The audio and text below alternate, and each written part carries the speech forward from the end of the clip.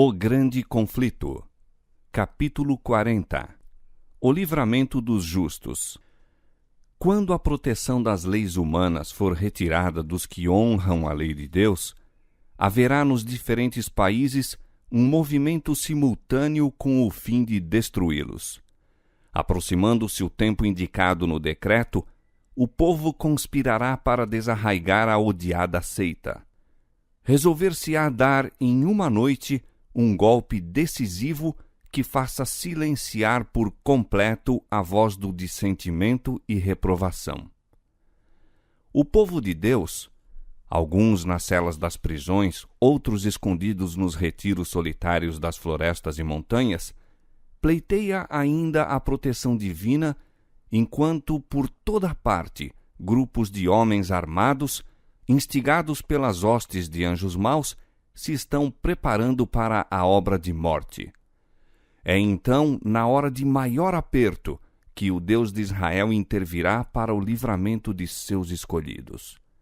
Diz o Senhor: um cântico haverá entre vós, como na noite em que se celebra uma festa, e alegria de coração, como daquele que sai tocando pífano para vir ao monte do Senhor, à rocha de Israel.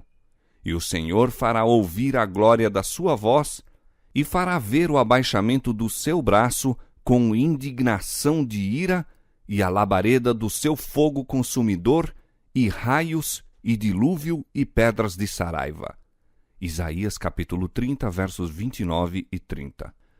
Com brados de triunfo, zombaria e imprecação, multidões de homens maus estão prestes a cair sobre a presa, quando eis um denso negror, mais intenso do que as trevas da noite, cai sobre a terra. Então o arco-íris, resplandecendo com a glória do trono de Deus, atravessa os céus e parece cercar cada um dos grupos em oração. As multidões iradas subitamente se detêm. Silenciam seus gritos de mofa. É esquecido o objeto de sua ira sanguinária. Com terríveis pressentimentos, contemplam o símbolo da aliança de Deus, anelando pôr-se ao amparo de seu fulgor insuperável. É ouvida pelo povo de Deus uma voz clara e melodiosa dizendo: olhai para cima, e levantando os olhos para o céu, contemplam o arco da promessa. As nuvens negras, ameaçadoras, que cobriam o firmamento, se fendem, e como Estevão, olham fixamente para o céu e veem a glória de Deus e o Filho do Homem sentado sobre o seu trono.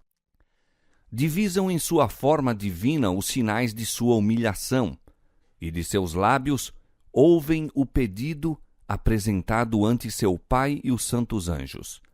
Aqueles que me deste, quero que, onde eu estiver, também eles estejam comigo.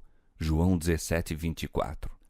Novamente se ouve uma voz melodiosa e triunfante dizendo: eles vêm, santos, inocentes e incontaminados. Guardaram a palavra da minha paciência, andarão entre os anjos, e os pálidos, trêmulos lábios dos que mantiveram firme a fé proferem um brado de vitória. É à meia-noite que Deus manifesta o seu poder para o livramento de seu povo. O sol aparece resplandecendo em sua força. Sinais e maravilhas se seguem em rápida sucessão.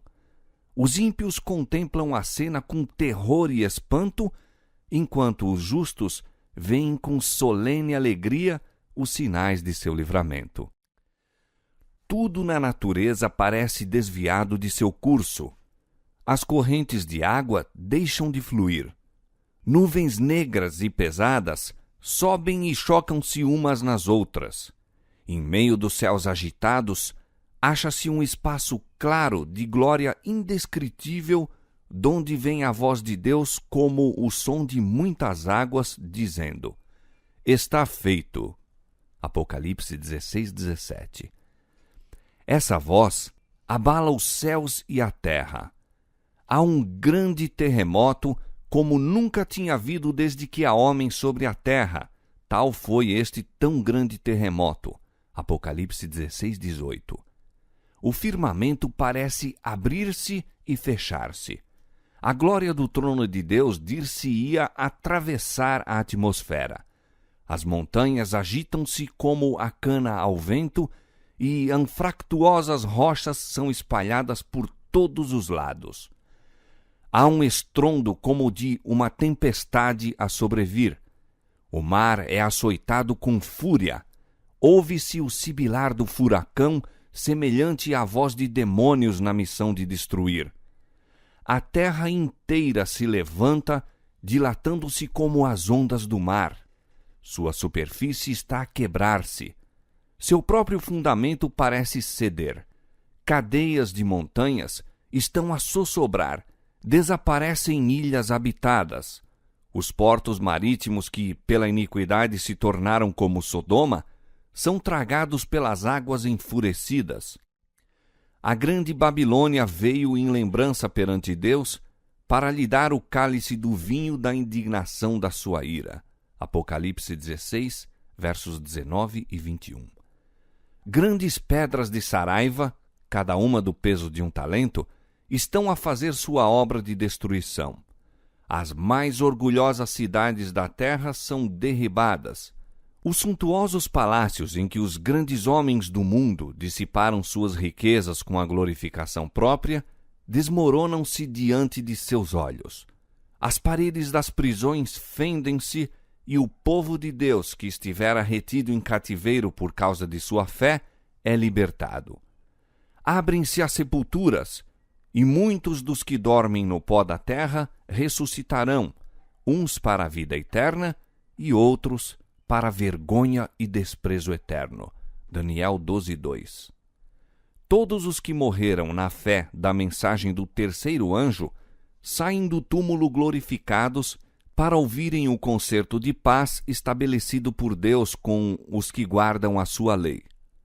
Os mesmos que o transpassaram, Apocalipse 1:7, os que zombaram e escarneceram da agonia de Cristo e os mais acérrimos inimigos de sua verdade e povo, ressuscitam para contemplá-lo em sua glória e ver a honra conferida aos fiéis e obedientes.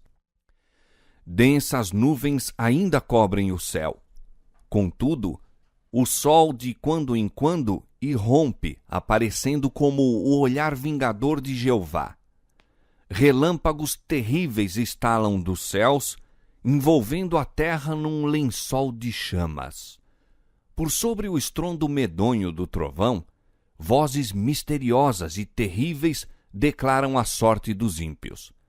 As palavras proferidas não são compreendidas por todos.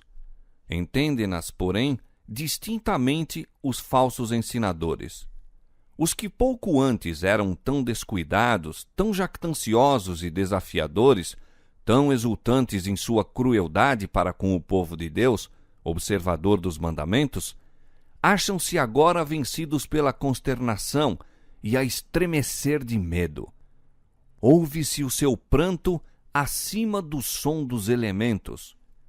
Demônios reconhecem a divindade de Cristo e tremem diante de seu poder, enquanto homens estão suplicando misericórdia e rastejando em abjeto terror. Disseram os profetas da antiguidade, ao contemplar em santa visão o dia de Deus: Uivai, porque o dia do Senhor está perto, vendo o Todo-Poderoso como assolação. Isaías 13:6. Entra nas rochas e esconde-te no pó da presença espantosa do Senhor e da glória da sua majestade. Os olhos altivos dos homens serão abatidos, e a altivez dos varões será humilhada, e só o Senhor será exaltado naquele dia. Porque o dia do Senhor dos Exércitos será contra todo soberbo e altivo, e contra todo o que se exalta, para que seja abatido.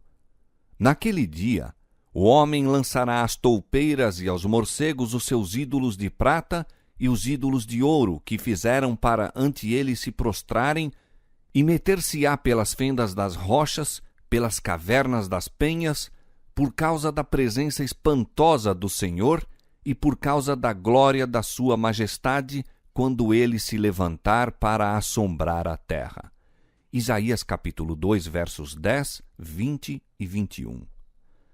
Por uma fenda nas nuvens, fulgura uma estrela cujo brilho aumenta quadruplicadamente em contraste com as trevas. Fala de esperança e alegria aos fiéis, mas de severidade e ira aos transgressores da lei de Deus. Os que tudo sacrificaram por Cristo estão agora em segurança, como que escondidos no lugar secreto do pavilhão do Senhor. Foram provados e, perante o mundo e os desprezadores da verdade, evidenciaram sua fidelidade àquele que por eles morreu.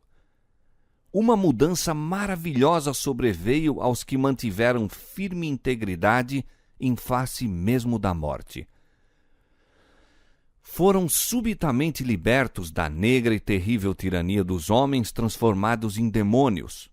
Seu rosto, pouco antes tão pálido, ansioso e descomposto, resplandece agora de admiração, fé e amor.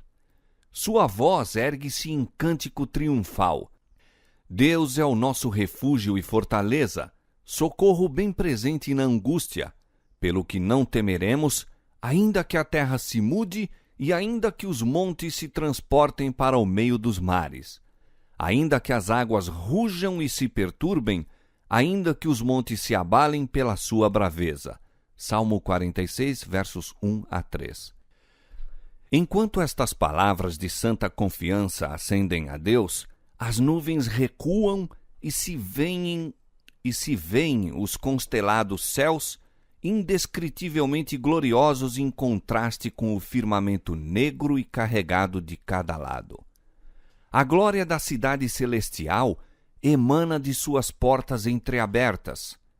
Aparece então, de encontro ao céu, uma mão segurando duas tábuas de pedra dobradas uma sobre a outra. Diz o profeta: os céus anunciarão a sua justiça, pois Deus mesmo é o juiz. Salmo 50, verso 6.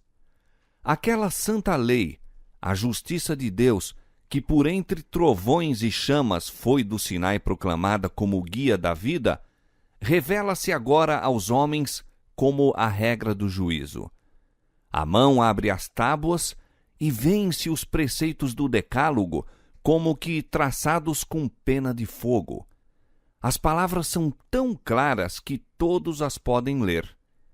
Desperta-se a memória, varrem-se de todas as mentes as trevas da superstição e heresia, e os 10 preceitos divinos, breves, compreensivos e autorizados, apresentam-se à vista de todos os habitantes da terra. É impossível descrever o horror e desespero dos que pisaram os santos mandamentos de Deus. O Senhor lhes deu sua lei. O Senhor lhes deu sua lei. Eles poderiam haver aferido seu caráter por ela e conhecido seus defeitos enquanto ainda havia oportunidade para arrependimento e correção. Mas, a fim de conseguir o favor do mundo, puseram de parte seus preceitos e ensinaram outros a transgredir. Esforçaram-se por compelir o povo de Deus a profanar o seu sábado. Agora, são condenados por aquela lei que desprezaram. Com terrível clareza, veem que se acham sem desculpas. Escolheram a quem servir e adorar. Então vereis outra vez a diferença entre o justo e o ímpio, entre o que serve a Deus e o que o não serve. Malaquias capítulo 3, verso 18.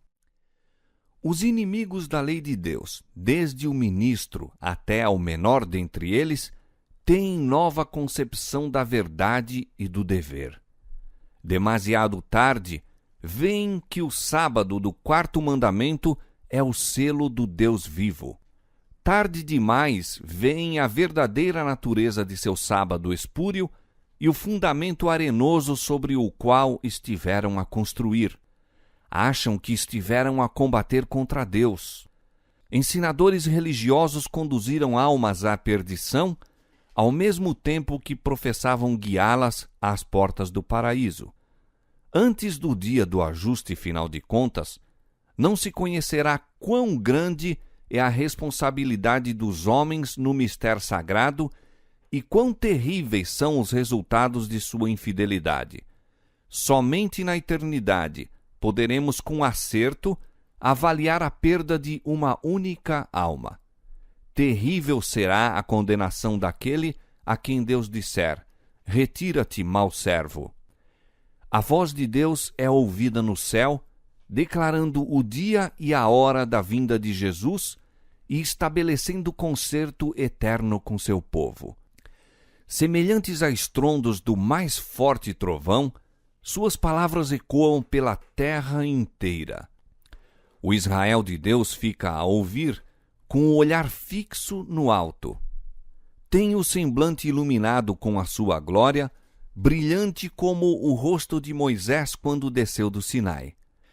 Os ímpios não podem olhar para eles, e quando se pronuncia a bênção sobre os que honram a Deus, santificando o seu sábado, há uma grande aclamação de vitória. Surge logo no Oriente uma pequena nuvem negra, aproximadamente da metade do tamanho da mão de um homem. É a nuvem que rodeia o Salvador e que, à distância, parece estar envolta em trevas. O povo de Deus sabe ser esse o sinal do Filho do Homem. Em solene silêncio, fitam-na enquanto se aproxima da terra, mais e mais brilhante e gloriosa, até se tornar grande nuvem branca, mostrando na base uma glória semelhante ao fogo consumidor e encimada pelo arco-íris do concerto. Jesus, na nuvem, avança como poderoso vencedor. Agora, não como homem de dores para sorver o amargo cálice da ignomínia e miséria, vem ele vitorioso no céu e na terra para julgar os vivos e os mortos. Fiel e verdadeiro, ele julga e peleja em justiça. E seguiram-no os exércitos do céu. Apocalipse capítulo 19, versos 11 e 14. Com antífonas de melodia celestial, os santos anjos, em vasta e inumerável multidão, acompanham-no em seu avanço. O firmamento parece repleto de formas radiantes, milhares de milhares, milhões de milhões. Nenhuma pena humana pode descrever esta cena, mente alguma mortal é apta para conceber seu esplendor. A sua glória cobriu os céus, e a terra encheu-se do seu louvor, e o seu resplendor era como a luz. Abacuque capítulo 3, versos 3 e 4. Aproximando-se ainda mais a nuvem viva, todos os olhos contemplam o príncipe da vida. Nenhuma coroa de espinhos agora desfigura a sagrada cabeça, mas um diadema de glória repousa sobre a santa fronte. O semblante divino irradia o fulgor deslumbrante do sol meridiano, e no vestido e na sua coxa tem escrito este nome: Rei dos Reis e Senhor dos Senhores. Apocalipse 19:16. A sua presença se tem tornado macilentos todos os rostos. Sobre os que rejeitaram a misericórdia de Deus, cai o terror do desespero eterno. Derrete-se o coração e tremem os joelhos, e os rostos de todos eles empalidecem. Jeremias 30, verso 6. Jeremias capítulo 30, verso 6. Naum capítulo 2, verso 10. Os justos clamam a tremer. Quem poderá subsistir? Silencia o cântico dos anjos e há um tempo de terrível silêncio. Ouve-se então a voz de Jesus dizendo: A minha graça te basta. Ilumina-se a face dos justos e a alegria enche todos os corações. E os anjos entoam uma melodia mais forte e de novo cantam ao aproximar-se ainda mais da terra. O Rei dos Reis desce sobre a nuvem envolto em fogo chamejante.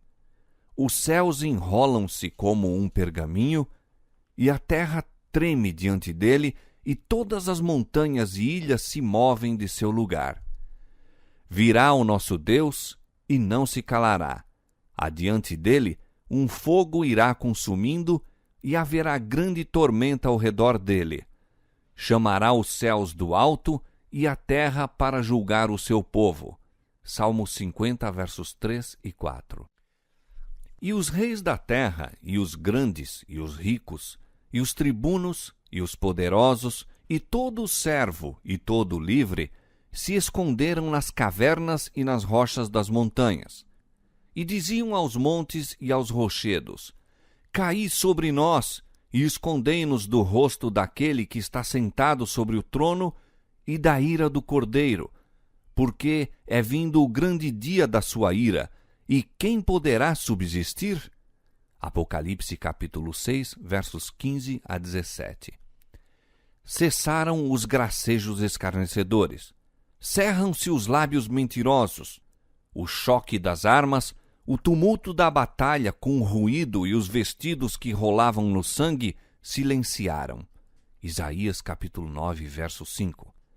Nada se ouve agora, senão a voz de orações e o som do choro e lamentação. Dos lábios que tão recentemente zombavam, irrompe o clamor. É vindo o grande dia da sua ira, e quem poderá subsistir? Os ímpios suplicam para que sejam sepultados sob as rochas das montanhas, em vez de ver o rosto daquele que desprezaram e rejeitaram. Aquela voz que penetra no ouvido dos mortos, eles a reconhecem. Quantas vezes seus ternos e suplicantes assentos os chamaram ao arrependimento? Quantas vezes foi ela ouvida nos rogos tocantes de um amigo, um irmão, um redentor?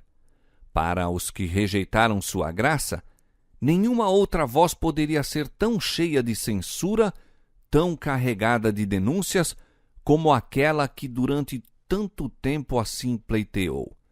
Convertei-vos dos vossos maus caminhos, pois por que razão morrereis? Ezequiel 33:11. Quem dera para eles fosse a voz de um estranho. Diz Jesus: Clamei e vós recusastes, porque estendi a minha mão e não houve quem desse atenção. Antes, rejeitastes todo o meu conselho e não quisestes a minha repreensão. Provérbios capítulo 1, versos 24 e 25. Aquela voz desperta memórias que eles desejariam ardentemente se desvanecessem. Advertências desprezadas, convites recusados, privilégios tidos em pouca conta. Ali estão os que zombaram de Cristo à sua humilhação. Com uma força penetrante, lhes ocorrem as palavras do sofredor, quando, conjurado pelo sumo sacerdote, declarou solenemente: Vereis em breve o Filho do Homem, assentado à direita do poder e vindo sobre as nuvens do céu. Mateus 26, 64. Agora o contemplam em sua glória e ainda o devem ver assentado à direita do poder.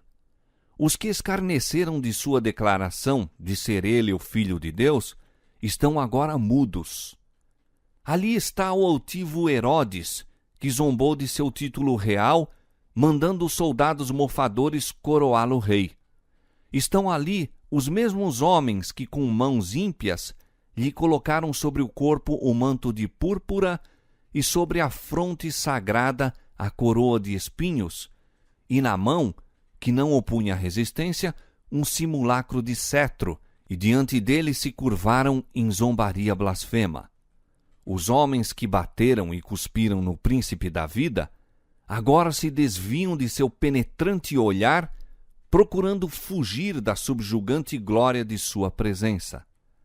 Aqueles que introduziram os cravos através de suas mãos e pés, o soldado que lhe feriu o lado, contemplam esses sinais com terror e remorso.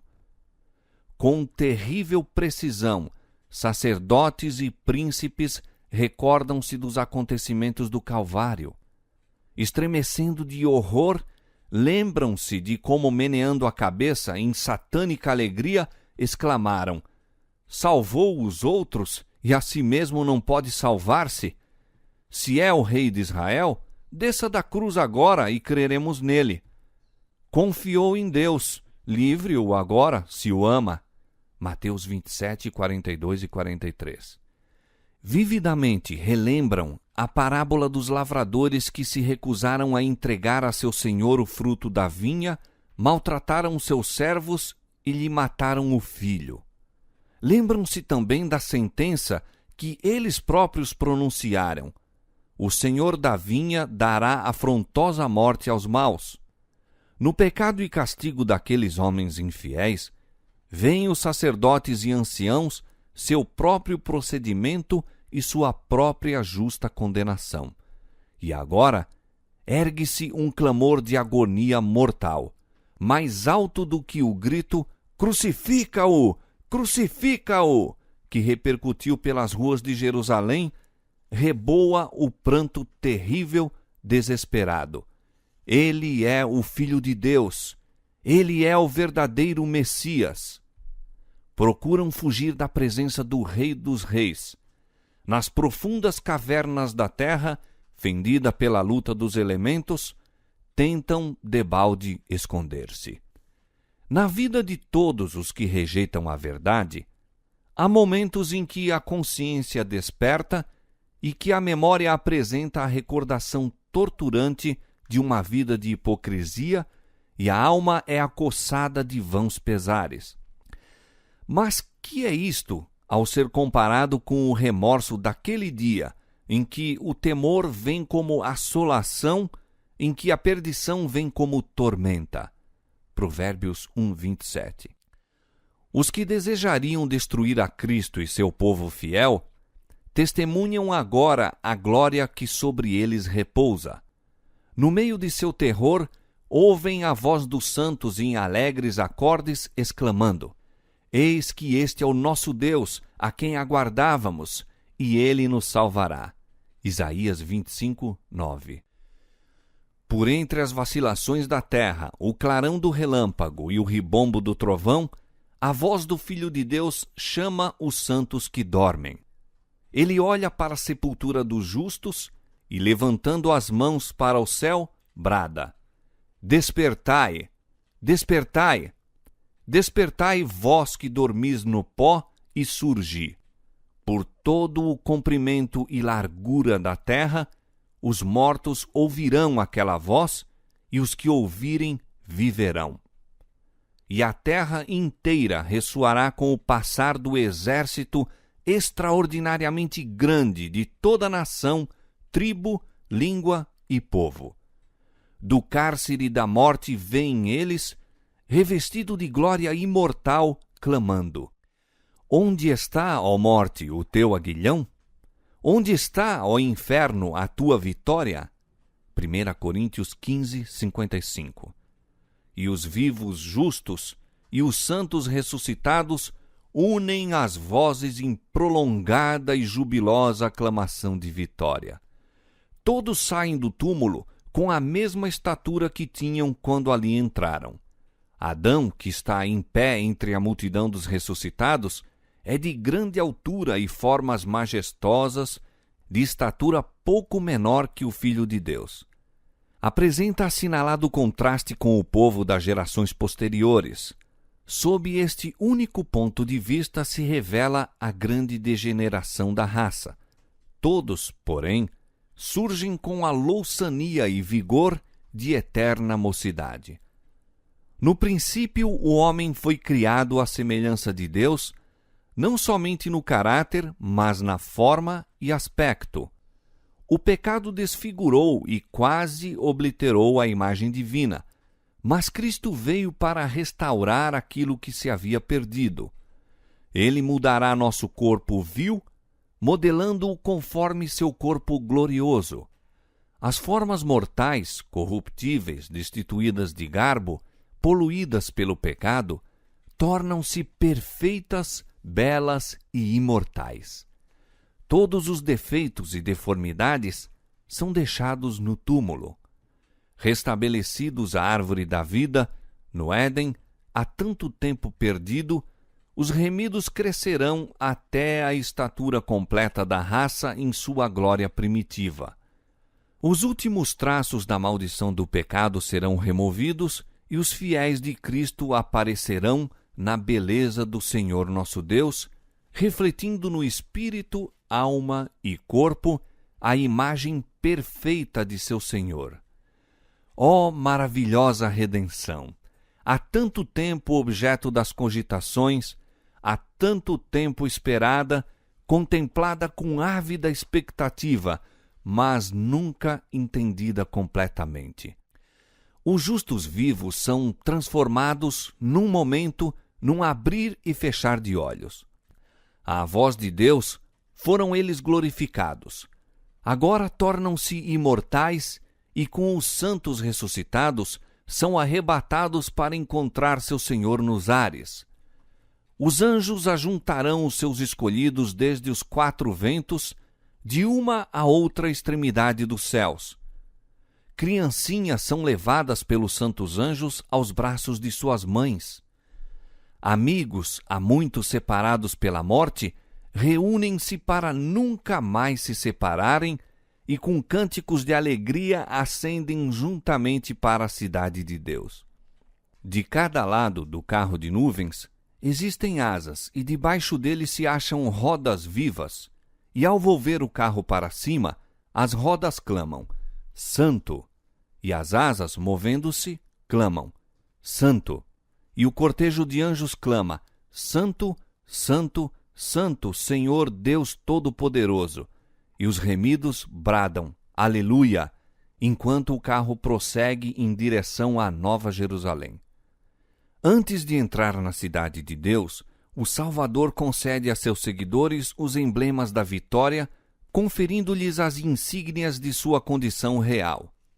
As fileiras esplendentes são dispostas em forma de um quadrado aberto ao centro, em redor de seu rei, que se ergue majestosamente muito acima dos santos e anjos e de cujo rosto irradia benigno amor a todos.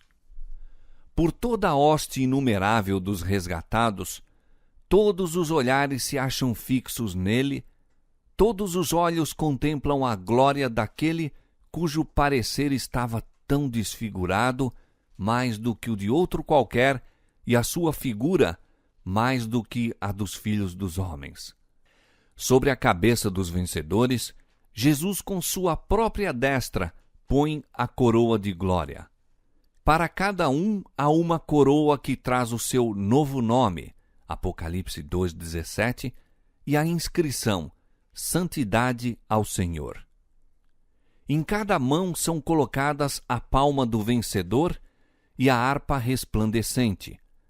Então, ao desferirem as notas, os anjos dirigentes, todas as mãos deslizam com maestria sobre as cordas da harpa, tirando-lhes suave música em ricos e melodiosos acordes.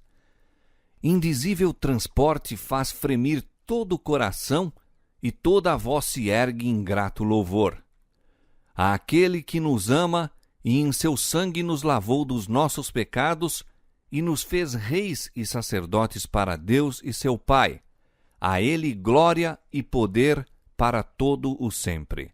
Apocalipse capítulo 1, versos 5 e 6. Diante da multidão de resgatados está a santa cidade. Jesus abre amplamente as portas de pérolas e as nações que observaram a verdade entram. Ali contemplam o paraíso de Deus, o lar de Adão em sua inocência. Então aquela voz, mais harmoniosa do que qualquer música que tenha soado já aos ouvidos mortais, é ouvida a dizer: Vosso conflito está terminado. Vinde, benditos de meu Pai, possuí por herança o reino que vos está preparado desde a fundação do mundo. Cumpre-se então a oração do Salvador por seus discípulos. Aqueles que me deste, quero que, onde eu estiver, também eles estejam comigo. Irrepreensíveis com alegria perante a sua glória. Judas 24.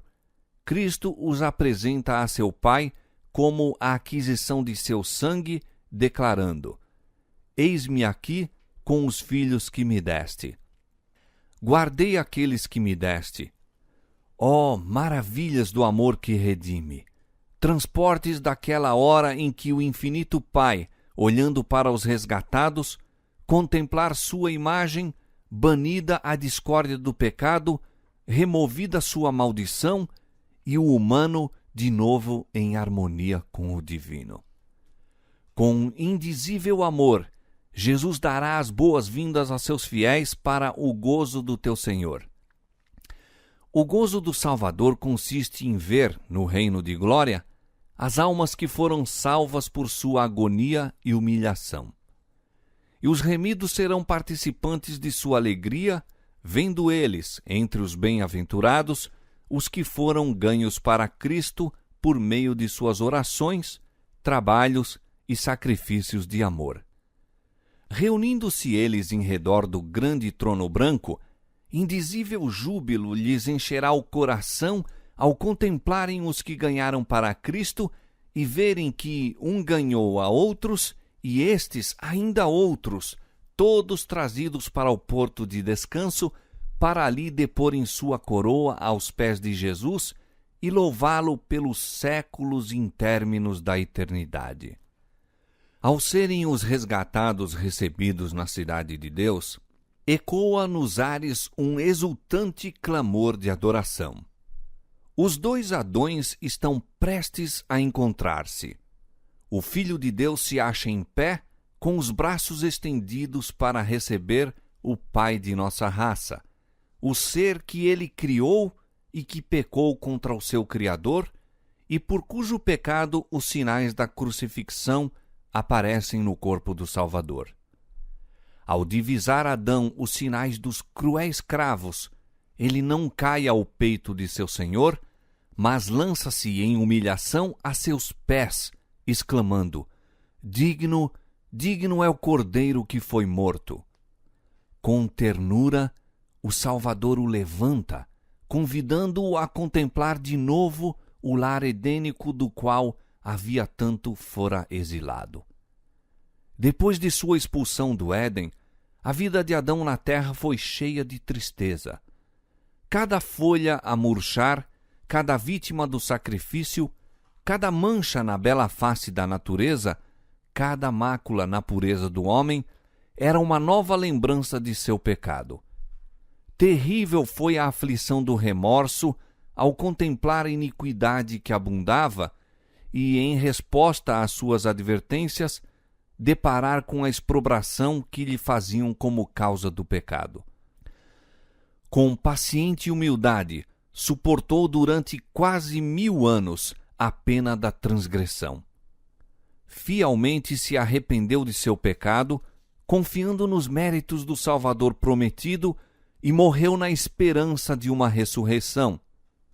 O Filho de Deus redimiu a falta e a queda do homem, e agora, pela obra da expiação, Adão é reintegrado em seu primeiro domínio. Em transportes de alegria, contempla as árvores que já foram o seu deleite, as mesmas árvores cujo fruto ele próprio colhera nos dias de sua inocência e alegria. Vê as videiras que sua própria mão tratara, as mesmas flores que com tanto prazer cuidara. Seu espírito apreende a realidade daquela cena. Ele compreende que isso é, na verdade, o Éden restaurado, mais lindo agora do que quando fora dele banido. O Salvador o leva à árvore da vida, apanha o fruto glorioso e manda-o comer. Olha em redor de si e contempla uma multidão de sua família resgatada no paraíso de Deus. Lança então sua brilhante coroa aos pés de Jesus e, caindo a seu peito, abraça o Redentor. dedilha a harpa de ouro, e pelas abóbodas do céu ecoa o cântico triunfante. Digno, digno, digno é o Cordeiro que foi morto e reviveu. A família de Adão associa-se ao cântico e lança as suas coroas aos pés do Salvador, inclinando-se perante ele em adoração. Esta reunião é testemunhada pelos anjos que choraram quando da queda de Adão e rejubilaram ao ascender Jesus ao céu depois de ressurgido, tendo aberto a sepultura a todos os que crescem em seu nome. Contemplam agora a obra da redenção completa e unem as vozes no cântico de louvor. No mar cristalino diante do trono, naquele mar como que de vidro misturado com fogo, tão resplendente é ele pela glória de Deus, está reunida a grande multidão dos que saíram vitoriosos da besta e da sua imagem e do seu sinal e do número do seu nome. Apocalipse 15, 2. Com o Cordeiro sobre o monte Sião, tendo harpas de Deus, estão os 144.000 que foram remidos dentre os homens. E ouve-se, como o som de muitas águas e de grande trovão, uma voz de harpistas que tocavam com as suas harpas. E cantam um cântico novo diante do trono, cântico que ninguém podia aprender senão os 144.000. É o hino de Moisés e do Cordeiro, hino de livramento. Ninguém, a não ser os 144.000, pode aprender aquele canto, pois é o de sua experiência, e nunca ninguém teve experiência semelhante. Estes são os que seguem o Cordeiro para onde quer que vai. Estes, tendo sido trasladados da terra dentre os vivos, são tidos como as primícias para Deus e para o Cordeiro. Apocalipse capítulos 14, versos 1 a 5, capítulo 15, verso 3. Estes são os que vieram de grande tribulação. Apocalipse 7, 14. Passaram pelo tempo de angústia tal como nunca houve desde que houve nação. Suportaram a aflição do tempo da angústia de Jacó. Permaneceram sem intercessor durante o derramamento final dos juízos de Deus. Mas foram livres, pois lavaram os seus vestidos e os branquearam no sangue do Cordeiro. Na sua boca não se achou engano, porque são irrepreensíveis diante de Deus. Por isso estão diante do trono de Deus e o servem de dia e de noite no seu templo. E aquele que está assentado sobre o trono os cobrirá com a sua sombra. Apocalipse 7,15. Viram a terra devastada pela fome e pestilência, o sol com poder para abrasar os homens com grandes calores, e eles próprios suportaram o sofrimento, a fome e a sede. Mas nunca mais terão fome, nunca mais terão sede, nem sol nem calma alguma cairá sobre eles, porque o Cordeiro que está no meio do trono os apacentará, e lhes servirá de guia para as fontes das águas da vida, e Deus limpará de seus olhos toda lágrima. Apocalipse capítulo 7, versos 16 e 17. Em todos os tempos, os escolhidos do Salvador foram educados e disciplinados na escola da provação. Seguiram na terra por veredas estreitas, foram purificados na fornalha da aflição. Por amor de Jesus, suportaram a oposição, o ódio, a calúnia. Acompanharam-no através de dolorosos conflitos, suportaram a negação própria e experimentaram amargas decepções. Pela sua própria experiência dolorosa, compreenderam a malignidade do pecado, seu poder, sua culpa, suas desgraças, e para ele olham com aversão. Uma intuição do sacrifício infinito feito para reabilitá-los humilha-os à sua própria vista, enchendo-lhes o coração de gratidão e louvor que os que nunca decaíram não poderão apreciar. Muito amam, porque muito foram perdoados. havendo participado dos sofrimentos de Cristo, estão aptos para serem coparticipantes de sua glória. Os herdeiros de Deus vieram das águas furtadas, das choças, dos calabouços, dos cadafalsos, das montanhas, dos desertos, das covas da terra, das cavernas do mar. Na terra eram desamparados, aflitos e maltratados. Milhões desceram ao túmulo carregados de infâmia, porque firmemente se recusavam a render-se às enganosas pretensões de Satanás. Pelos tribunais humanos foram julgados como os mais vis dos criminosos, mas agora Deus mesmo é o juiz. Salmo 50, verso 6. Revogam-se agora as decisões da terra. Tirará o opróbrio do seu povo. Isaías 25, verso 8. Chamar-lhes-ão povo santo, remidos do Senhor. Ele determinou que se lhes dê ornamento por cinza, óleo de gozo por tristeza, vestido de louvor por espírito angustiado.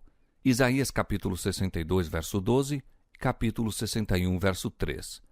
Não mais são fracos, aflitos, dispersos e opressos. Doravante devem estar sempre com o Senhor. Acham-se diante do trono com vestes mais ricas do que já usaram os mais honrados da terra. Estão coroados com diademas mais gloriosos do que os que já foram colocados na fronte dos monarcas terrestres.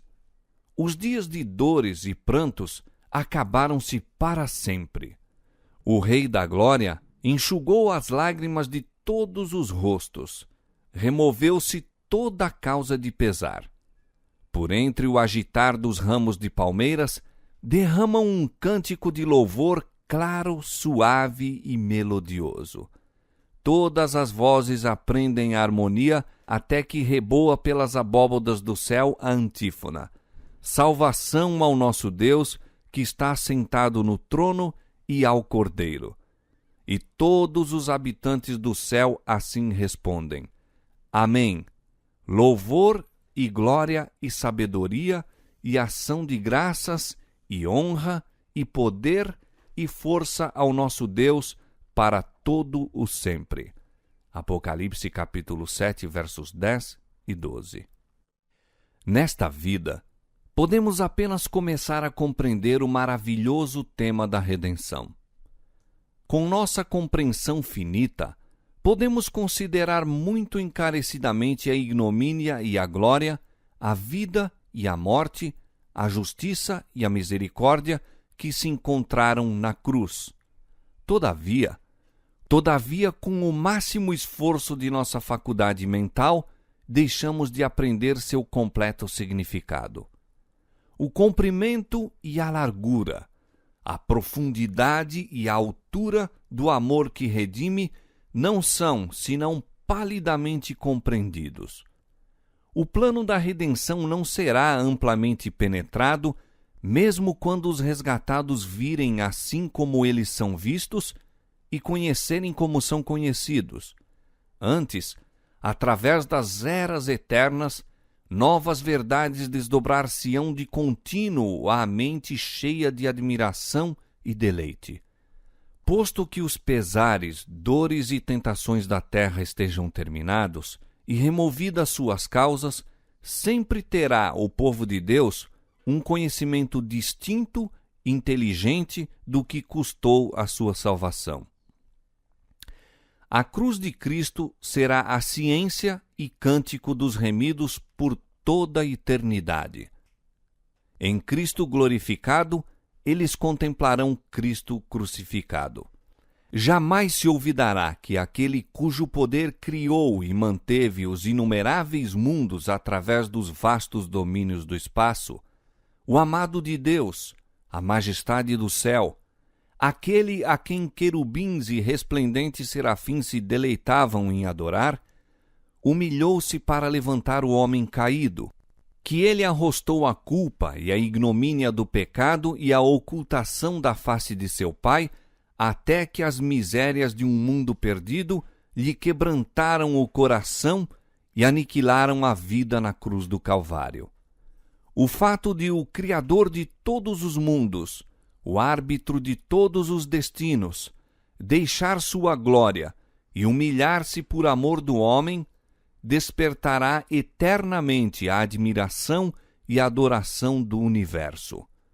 Ao olharem as nações dos salvos para o seu Redentor e contemplarem a glória eterna do Pai resplandecendo em seu semblante, ao verem o seu trono que é de eternidade em eternidade, e saberem que seu reino não terá fim, irrompem num hino arrebatador.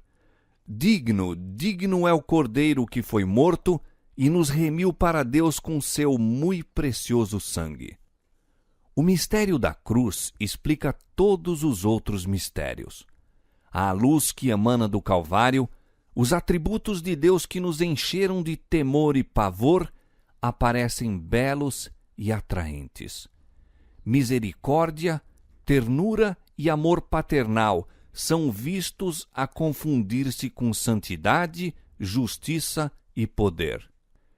Enquanto contemplamos a majestade de seu trono alto e sublime, vemos seu caráter em suas manifestações de misericórdia e compreendemos como nunca dantes a significação daquele título enternecedor, Pai Nosso.